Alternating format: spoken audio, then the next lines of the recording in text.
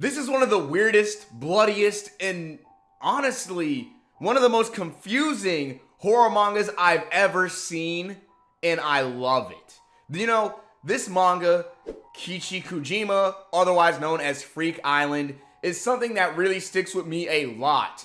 It is something that I had to come back to and talk about just in time for the Halloween season, because after all, I looked at this manga way back when, and now couldn't be a more perfect time to show you this gruesome, bloody, child traumatizing Bible thump of a manga. Now, Freak Island starts off, and when you read it, it's gonna come off as some kind of regular thriller manga.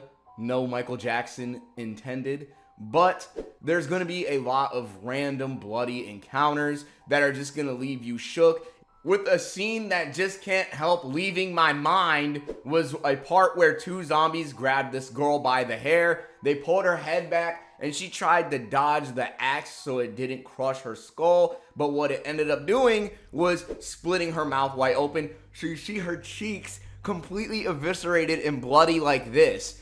And just... the manga does so much more. I'm talking about people get stepped on and their eyes just come out, bulging out of their head. And there's just so much blood and decapitation in this manga. It might just turn a lot of you off, but really, it just creates some of the most disgusting, disturbing set pieces in a manga. Especially when we get to the murderer, or the mascot of the series, Kaoru, with this guy being a child wearing a pig mask, and he has a fascination with decapitating and killing people. And granted, taking his backstory into consideration, you can not really blame him. So it makes you look at this murderer in a completely different perspective, and over time, as crazy as it sounds, you might just even come to like, maybe even respect these murderers as dumb and heinous and violent as they are. In specific moments, they have a huge gravitation towards the ideals of family. And not only this, they're not really as heartless as they seem. There's only a fine line of selfishness between them and the main characters, making everyone in this story more or less the same. When you first witness our main characters, it's kind of like Far Cry 3 in the way it takes its approach. You slowly begin to realize that these main characters aren't really good people, and that running into these murderers was kind of what they deserved, arguably. And it's kind of ironic because both stories take place on an island. This is definitely a refreshing setting compared to most horror manga that I read. Most of them will be psychological, but this is just a gore fest, and it has a lot to say about religion, with it directly tying into the Bible with all of its plot points. You would have members of the church showing up on the island only for them to be fighting in the name of Christ, yet they would look like some kind of fucking bloodborne amygdala monsters with eyes coming out of their head, and with the flames of hell, they would burn people, punishing them for their sins. This caught me off guard, because honestly, this manga can come across really dumb and funny at times, depending on how you look at it, but I'm not gonna lie, I never thought anything that happened in this story was ever going to happen. The best part about this is how unpredictable it is, with the Garden of Eden supplying this evil family on the island with immortality. Yet none of this is fixing any of their actual problems. Kaoru has a horrible mind. His sister has a messed up face. His dad gets castrated. There's so much more going on. And they're still just freaks of nature, which makes sense when it comes to the manga's name.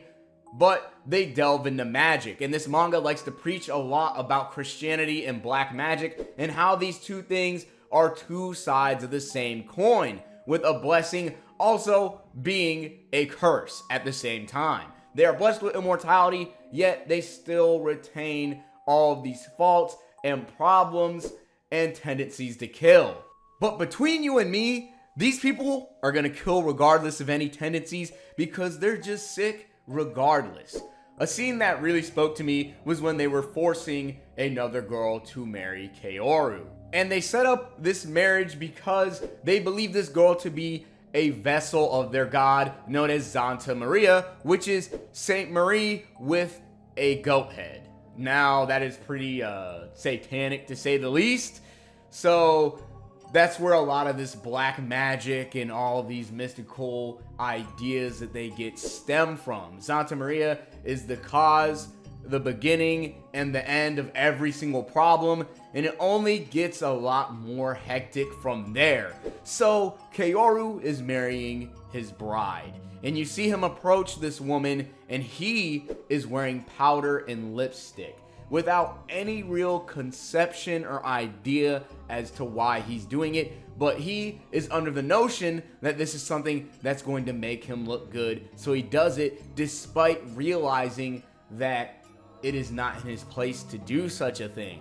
And so, rather than looking beautiful as he thinks he would, he actually ends up looking pretty damn nasty. Beneath the surface, you would think that over the simple fact he has the mind of a child, he would still have some innocent qualities and maybe a little of hope and faith inside of him, yet that couldn't be any further from the truth. Reality would set in, and she would ask Kaoru to stop his father from beating on one of the girls during their wedding, and he would immediately then take it out on his soon-to-be wife, completely caving in her skull from a simple smack of her head.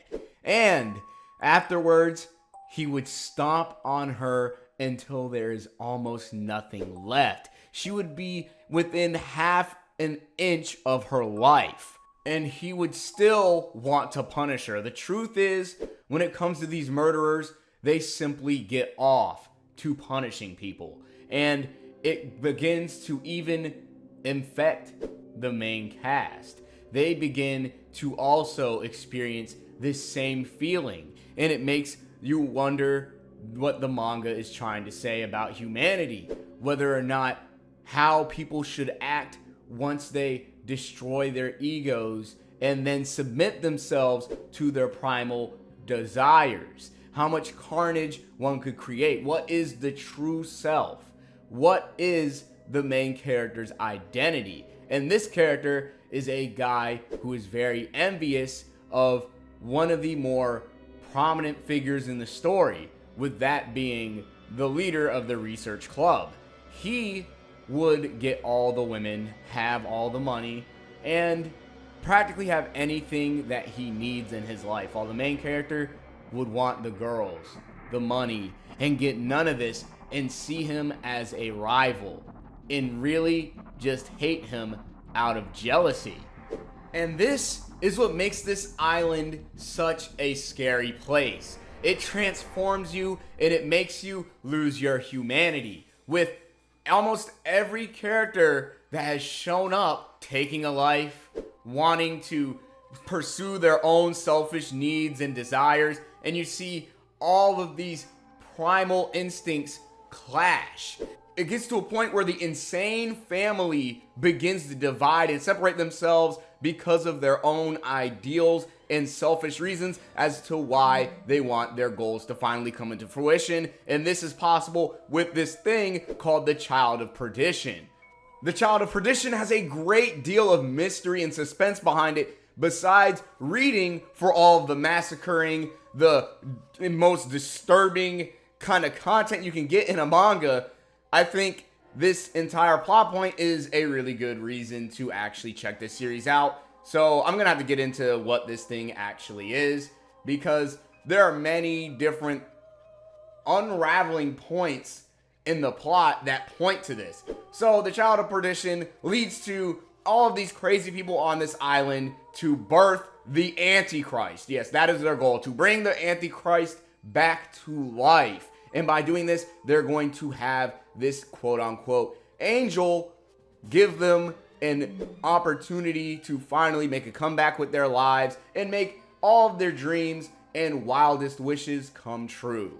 And so they succeed in actually giving the Antichrist a vessel in order to come to this planet.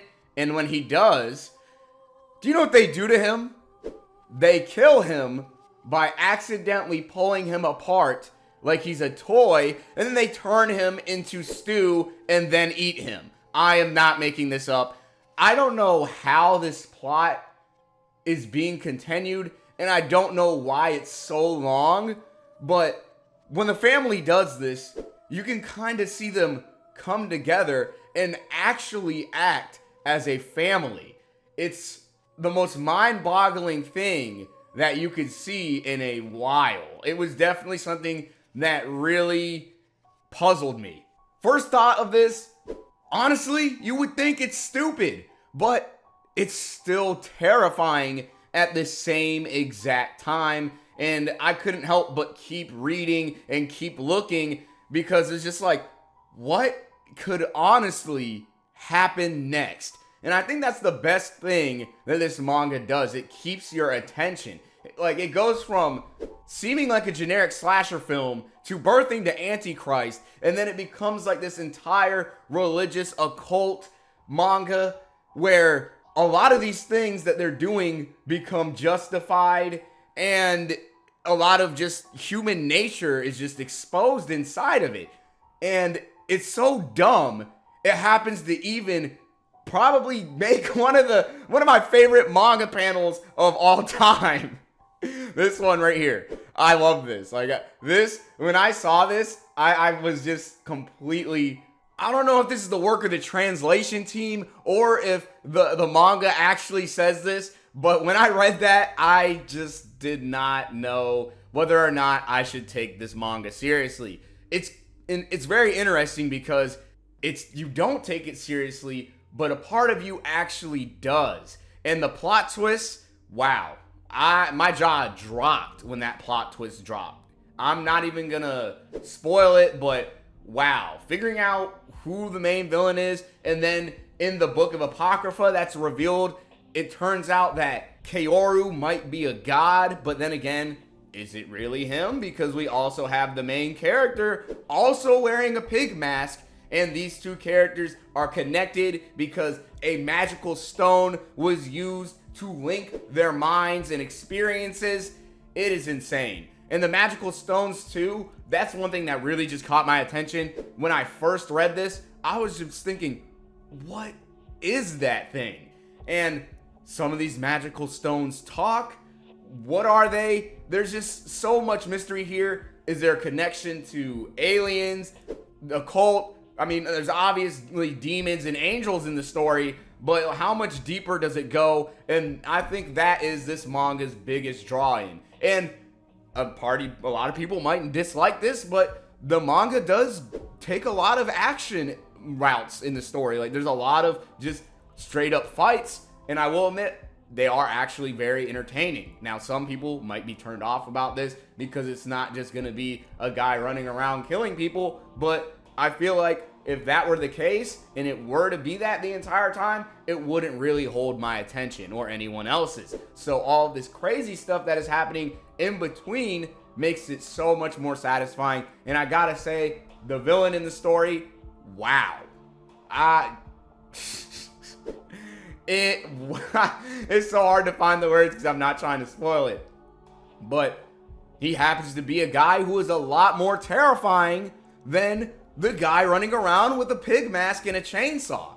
And I gotta say, he's horrible. And when you just see him butt heads with the family, that's probably one of my favorite parts in the manga. Especially seeing him just mold into this disgusting, disfigured character, and even having a rivalry going on with the main character as he's upset and jealous over this guy because he gets all the women and all the money. He even goes as far as to being envious of him and calling the guy greedy because he has so much, yet he has an interest, all the while making a wish come true through the Antichrist. And, this makes you really wonder what our main character's wish probably would be, especially when, like I said in my favorite panel, He is a simp. The entire time he's thinking about Uehara, the entire time. Every single one of his actions is a ploy to get with her. He comes to a point where he becomes a superhuman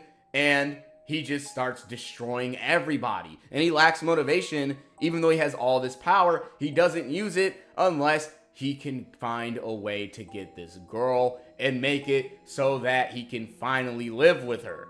Which is definitely annoying. I can definitely get why people get frustrated with this because, you know, we look at this manga to be scared, but there's definitely a message behind all of this.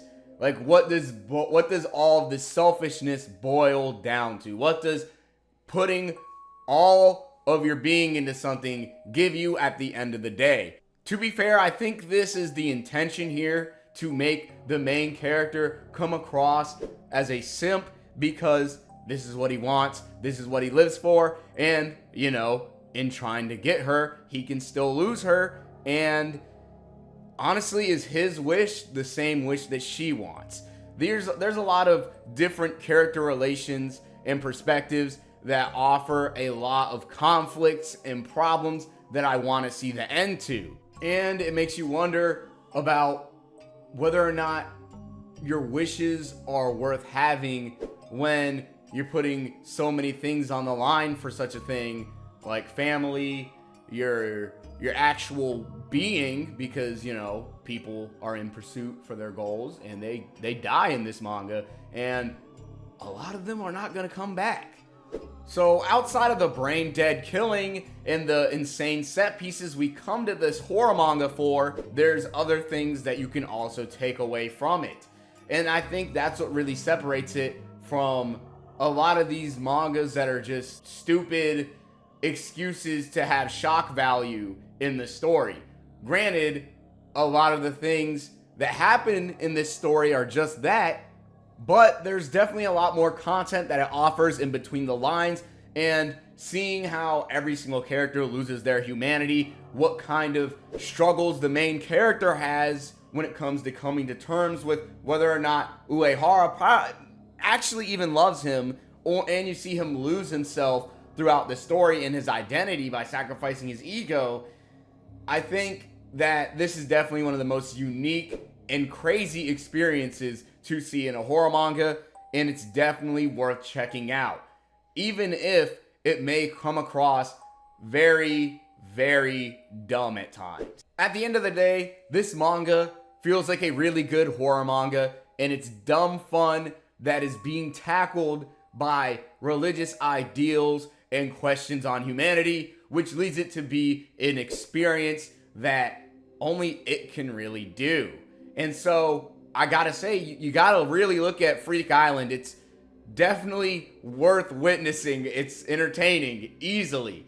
I just could not put this one down when I saw it, and it might just be the same for all of you. That's all I can really say about this manga without spoiling a lot of things in the plot, but definitely check it out. And if you also want to support the channel, you can check out our Patreon in a pinned comment below, and even throw me some manga recommendations on there so I can check out and make content on them. Your favorite one might just be next. And if you enjoyed this manga review, check out these other mangas that I'm showing on your screen right now. Now, these might not be horror manga, but I think you'll appreciate what I have to say about them, and you might just end up reading those too when it comes down to it. Definitely check them out.